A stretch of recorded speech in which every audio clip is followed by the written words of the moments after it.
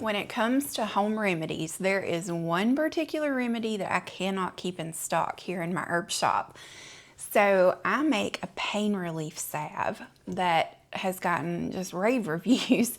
A lot of you have asked if I'll sell it online even, but I can't because salves don't really ship all that well and they tend to melt, and I refuse to use preservatives in my products. So instead, I'm going to teach you how to make a comfrey salve, and this is the best thing I have ever made for pain. So if you struggle with joint pain, muscle pain, anything like that, I want to encourage you to make this, and it is so simple. So the first thing you're going to need is some comfrey oil. Now, you can make this yourself. You're going to need dried comfrey. If you don't grow your own, you can buy a bag of comfrey from my shop, and it'll be just enough for this project. But you're going to add some comfrey to a jar, and then you're going to cover it with the oil that you like. Now, personally, for projects like this, I like to use jojoba oil. Jojoba oil is the closest oil to your skin's natural sebum, or the oils that your skin naturally makes. And so instead of leaving you like greasy, it will actually absorb. Your body knows what to do with it. So that's the base that I use. So here's a jar of comfrey, and I have poured jojoba oil over it. This has been sitting on my little, I call it my brew shelf, things that are in process. This has been going for 2 months. So typically I let this sit for at least 2 months. We're gonna shake it every couple of days, and then at the end, it will be ready to strain. Now by this time, all of the benefits of comfrey have gone into the oils, and so when we strain the comfrey leaf out, all of the good stuff will be left behind in the oil. So let's pop the top off of this guy. And now because I'm using this jar today, I know I need to go ahead and make another jar of comfrey oil, because somebody will order this, again in the future, and I need to have oil ready so I can make more. So I have here a strainer, and I'm just going to pour it through. Now, when you're making oils, if you're using herbs that have like little fine hairs on them, for instance, something like mullein or lamb's ear, then you might want to pass that through some cheesecloth to get all the little bits. But comfrey is bigger leaves, and they strain out very, very clean, which makes our job a whole lot easier. All right, so once our herbs are in the strainer and we've poured them through, I'm gonna take a wooden spoon and press. Do you see how much more oil we're gonna get out of those herbs? They hold a lot more than you think. So we're gonna press all that we can out of them. You could wrap them in cheesecloth and squeeze them, but you just wanna get all the goodness out. And then this oil is going to be the base for our pain relief salve.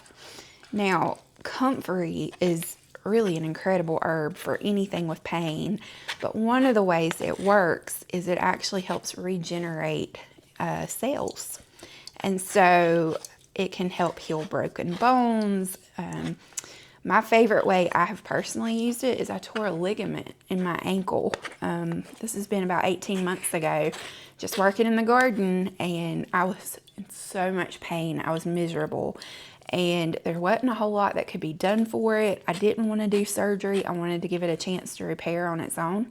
So I used comfrey, and sure enough, that ligament healed. It took about 6 or 8 weeks, but I healed right up and didn't have to have surgery. So it's worth it to know things like this. They can really save you if you get an injury or something like that. This one worked for me. So here in my bowl, I'll show you. See how dark that is?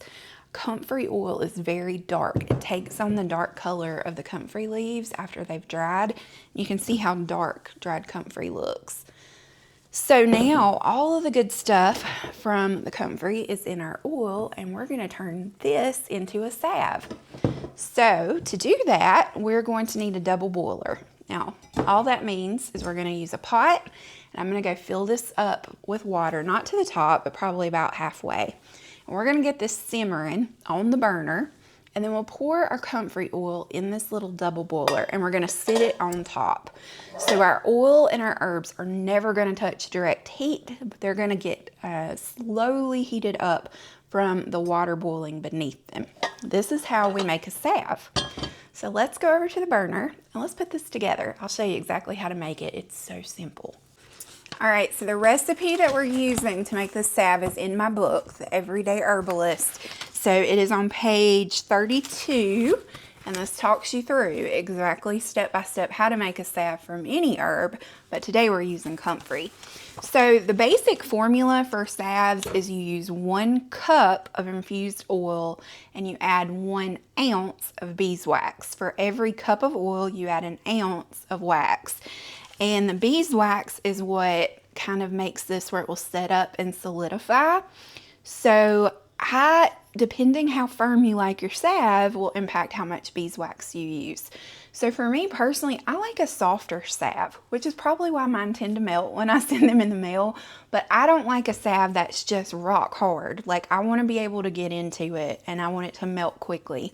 So I go a little light on the beeswax. Another thing you can do is once you have infused it all together and created your salve, instead of pouring it directly in your containers, you can put it in the fridge, let it cool down, and then whip it up. And if you like that whipped body butter kind of consistency, you can make that with your salves just by chilling them and then whipping them before you put them in your container. That also makes them go a whole lot further if you're trying to make a bunch to give to other people. For instance, we have 5 separate people from our church that have asked for pain relief salve that I need to bring them Sunday. So I need to make a big batch of this stuff. So I'm probably going to whip it today. But let's go ahead and get it started. So I have here a little electric burner that I use for all my herbalism projects. On it I have a pot of water that's just coming up to a simmer. And here's my little double boiler pot. So I'm going to sit that on top and let's grab our oil and pour it inside. All right, so here is our oil. I'm going to pour it right in the double boiler. And the point here is not to boil your oil. Boil your oil. Y'all, I am from the South, if you cannot tell. We don't want this to boil. We don't want it to come to a full simmer. The water below it should simmer, but our oil we want to just slowly heat up. We don't want to get it too hot. So we've got our oil in, and I'm going to let that start heating. And then once we get to a little bit of a warm temperature, when the water in the bottom is simmering good, then I will add our beeswax. Okay, our oil is gently heating and I have our beeswax ready. But I had a thought you might want to see what kind of beeswax I'm using. It's not sponsored or anything, but I got this on Amazon. This is white beeswax pellets, 100% pure organic cosmetic grade filtered grade A pellets. The biggest thing is you want to look for organic beeswax, and if you get it in pellets, it melts a little quicker. So I'll see if I can find a link for this and I'll put it in the description for you.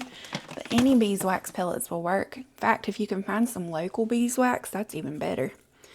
So remember, we're doing 1 ounce of beeswax to 1 cup of our oil infusion. And we're just going to add it right into the oil and let these start to melt down. Now, at this point, you have some options.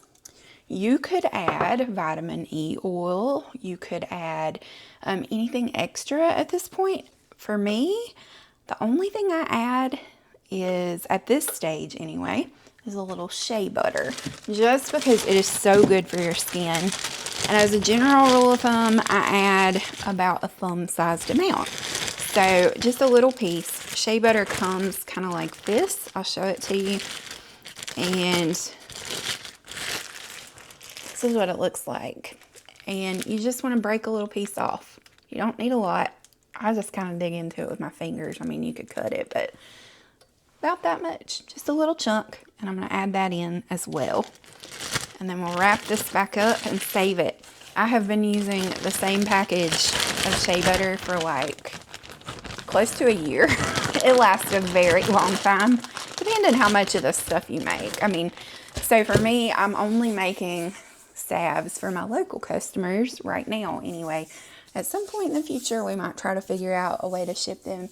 But right now, I want to empower you to make this stuff yourself, because better than me making things for you is teaching you how to make them so you can teach your children and grandchildren how to make them. And then we don't lose these recipes, and you know, we can pass them around in all different towns and counties and states and countries, and before we know it, you know, this is how you make an impact. Instead of selling one bag of comfrey salve, I would rather teach 5,000 of you today to make comfrey salve. And that's what we're going to do. So I'm just letting this very slowly melt down. This is the part of herbalism where we take a deep breath because it's not fast. Herbalism is not fast medicine. Sure, you could go to a pharmacy and you could buy a muscle relief rub, and you could probably go buy one quicker than you can make one. But number one, it's not going to work as good. Number two, it's going to have chemicals in it that you can't pronounce, all kinds of preservatives. Number three, you're using man-made medicine. This is God-made medicine, and I just feel better about that personally. So nothing wrong with using, you know, things from the store when you need them, but if there is an option that we can make at home, why wouldn't we? And this works better anyway.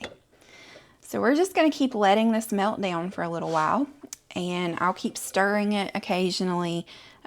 We're going to babysit this. I'm not going to walk away from this. When you're making a salve or something, this is not the time to go pull weeds in the garden or run the canner or go vacuum or do the laundry. You got to babysit this because you don't want it to get too hot. So while this cooks, let me tell you about what we're going to add after this. So once this is all melted down and completely smooth, I add one more thing. So I'll remove it from the heat first, let it cool just a little. And then I like to add frankincense to my pain relief salve. This is frankincense essential oil. Now, you won't see me using essential oils very often. I prefer whole plants over oils. However, this is the exception. Frankincense is so good for pain, and the combo of comfrey and frank together, it's just a home run when you're hurting. However, frankincense is actually a resin. It comes from a tree. And so, you know, we can make our own infused oil from frankincense resin, and I've done that. But when I'm making a comfrey salve, instead of brewing a resin too, it's a lot more time consuming to do a resin, so I do use frankincense essential oil, and it works really well. We just don't want to add it when there's any heat. So once this is completely melted down and has cooled a bit, then I will add, this is 1.5 cups of oil, so I'll probably add about 7 or 8 drops. I usually do like 5 drops per cup. The more you add, the stronger the smell will be. You could add lavender essential oil. That would be really soothing. You could add eucalyptus if you prefer like a cooling rub. You could add, I mean, really anything. Personalize it. Make it smell the way you like it. This is all up to you. And this is why herbalism is personal. So brew it the way you want it. I'm going to let this melt down, and when we're completely melted and the beeswax is incorporated, I'll bring you back. I'll show you what it looks like, and we'll pour it into our tins together. I want to show you what's happening at this stage. So our pellets have melted, but you can kind of still see a little bit of like a waxy sheen. Let's keep going. We want to go until it's completely melted. We're almost there, but you don't want to see any little bits at all. So we're really close. We'll watch together. I think we're smooth. This looks good. So once your wax and your shea butter are all melted, let's take it off the heat and get ready for the next step. Okay, our beeswax and our shea butter have melted down. Our oil is ready. So now I'm going to just pour this right into my glass measuring bowl. And we're going to let this cool down a little bit. And while it's cooling, let me show you what we're working with. So it's sort of like a dark green color. We have ended up with, we're still at like 1.5 cups. And it is warm but not hot. So we're going to go ahead and add our frankincense essential oil. I'm using, I know you guys are going to ask, this is Eden's Garden is the brand I use. I am not affiliated with them, but I love their oils. That is my go-to brand. It's one of those where you don't have to like become a member to buy their oils. There's no MLM. I really don't like MLMs. So I like Eden's Garden because I can just go order what I want. So we're going to go 1, 2, 3, 4, 5, 6, 7, 8. Stir. And you'll notice your oil feels a little different after you've melted the wax and the shea butter in. It just feels a little thicker somehow. So a little more syrupy maybe. But at this point, we are going to take our oil, our future salve at this point. I'm going to stick this in the fridge for maybe 15-20 minutes. Let it start to solidify and then we'll whip it up. So let me stick it in the fridge and I'll bring you back once it's kind of chilled and show you what it looks like and how to do this next part. Because this is where it really turns into like a fun little gift you can give people that actually helps with pain. So let's chill it and I'll be back. Okay, this has been in the fridge for about 30 minutes and it is solid. It's set up, it's not moving. So now I'm going to just take my mixer and beat this up and we're gonna whip it up and kind of get it to the consistency we like, and then we'll fill up our containers. So let's get it going.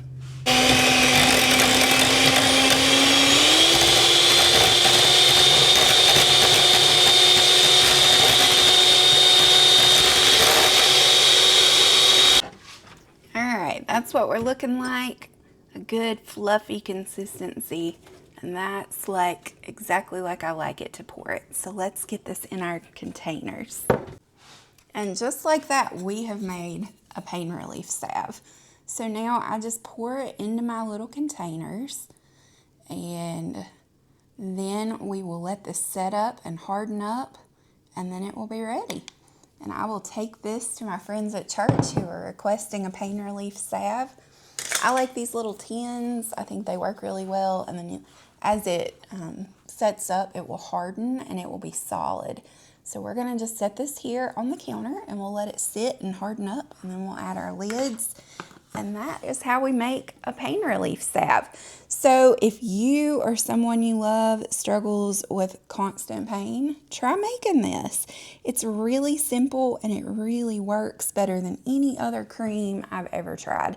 And you guys know I've had a long history with rheumatoid arthritis and joint pain, and this is my go-to. So give it a try. Let me know in the comments if you make it and if you love it. If you need some comfrey to help you make this, you can grab it from my shop. I'll link that for you in the description below.